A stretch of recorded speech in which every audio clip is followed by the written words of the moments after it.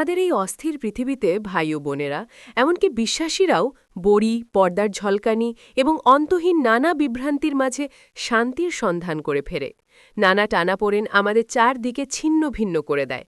কিন্তু কেমন হতো যদি প্রকৃত শান্তি পালানোর মধ্যে নয়, বরং নীরবতার ওপর আস্থা রাখার মধ্যেই নিহিত থাকত?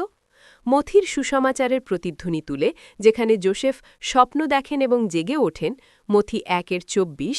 আসুন আমরা সাধু যোসেফের সেই শান্ত শক্তির মধ্যে দিয়ে ঈশ্বরের বাণী শ্রবণ করি। হ্যাঁ, এমন এক পৃথিবী যা শান্তির সন্ধান করছে অথচ তা খুঁজে পাচ্ছে না, যেন রাখালহীন মেষপালের মতো। মার্ক 6:34। যোসেফ কিভাবে তার শান্তি খুঁজে পেয়েছিলেন? যোসেফের শান্তি এসেছিল তার বিশ্বাস থেকে, কোনো কৃত্রিম অবলম্বন থেকে নয়। মরিয়মের সাথে বাগদত্ত হয়ে নানা কলঙ্ক এবং ঐশ্বরিক রহস্যের মুখোমুখি দাঁড়িয়েও তিনি তার উদ্বেগ বা দুশ্চিন্তাকে ভোলাতে চাননি। তার জন্যে কোনো ঘুমের ওষুধ ছিল না, ছিল কেবল ঈশ্বরের দূতের ওপর গভীর আস্থা। যোসেফ, দাউদপুত্র, ভয় পেও না, মথি 1:20। তার প্রতিকার কি ছিল? নিজেকে সম্পূর্ণরূপে সমর্পণ করা, ঠিক যেন শীতের সুপ্ত বৃক্ষের মতো, নগ্ন এবং নিশ্চল, তবুও তুষারের নিচে সজীব, যার শিকড় প্রথিত গভীর গহবীরে বসন্তের আহ্বানের অপেক্ষায়।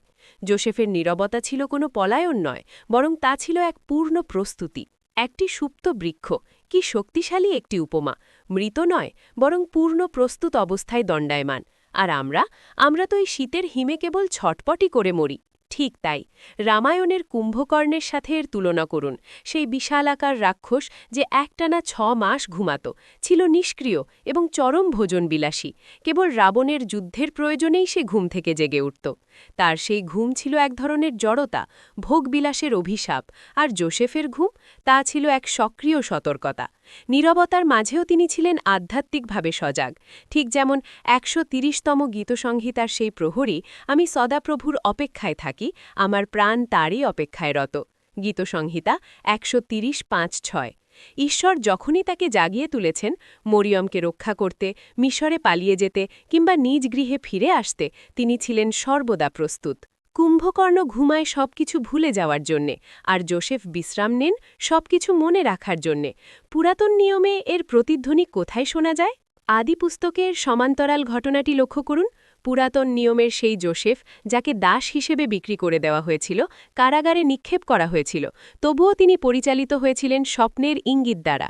স্বপ্নের ব্যাখ্যা কি ঈশ্বরেরই কাজ নয়? আদি পুস্তক 40:8। এই দুই যোসেফই ঘুমের মাঝে প্রাপ্ত ঐশ্বরিক ফিসফিসানির পথনির্দেশে অনিশ্চয়তার সাগর পাড়ি দিয়েছিলেন। একজন রক্ষা করেছিলেন মিশরকে দুর্ভিক্ষের করাল গ্রাস থেকে, আর অন্যজন রক্ষা করেছিলেন আমাদের ত্রাণকর্তাকে পাপের হাত থেকে। পরীক্ষা এবং সংকটের মধ্যে দিয়েও ঈশ্বরের পরিকল্পনার ওপর আস্থা রাখা অসীম আশীর্বাদ বয়ে আনে। সদাপ্রভু যোসেফের সঙ্গে ছিলেন, আর যিশুর পালক পিতার ক্ষেত্রেও ঠিক তাই ঘটেছিল। দুই যোসেফ, একই বিশ্বাসের সুতোয় গাঁথা। জীবনের বিশৃঙ্খল পরিস্থিতির মাঝে স্বপ্নগুলো যেন এক ঐশ্বরিক পথপ্রদর্শক। আজ ঈশ্বর আমাদের সেই একই আধ্যাত্মিক সতর্কতার দিকে আহ্বান জানাচ্ছেন। আপনার জীবনের নানা টানাপোড়েনে, তা কর্মক্ষেত্রে হোক, পরিবারে হোক কিংবা মনের গহীরে লুকিয়ে থাকা কোনো সংশয়ই হোক, আপনিও হয়ে যান সাধু যোসেফের মতো। ঈশ্বরের বাণীর প্রতি উন্মুক্ত থাকুন, নীরবতার মাঝেও আস্থা রাখুন এবং উঠে নাড়াতে সর্বদা প্রস্তুত থাকুন। ভয় নিয়ে নয়, বরং বিশ্বাসকে সম্বল করে।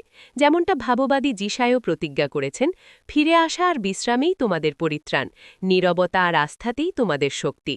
হে প্রভু, আমাদের এই নিষ্ক্রিয় ঘুম থেকে জাগিয়ে তোলো, আমাদের নীরবতাকে যোসেফের মতোই এক সক্রিয় এবং জীবন্ত আস্থায় রূপান্তরিত করো। আমিন। আসুন আমরা এই আদর্শকে আমাদের জীবনে ধারণ করি, আর নিষ্ক্রিয় হয়ে বসে না থেকে ঈশ্বরের রাজ্যের জন্যে ফলপ্রসূ হয়ে উঠি। Thank you for watching.